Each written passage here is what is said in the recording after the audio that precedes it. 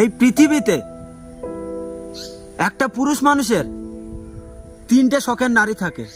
প্রথম মা, দ্বিতীয়ত বউ, তৃতীয়ত মেয়ে। তো এই তিনটে নারীর ভিতরে পুরুষ মানুষের দুটো নারীর সঙ্গে রক্তের সম্পর্ক থাকে, মা আর মেয়ে।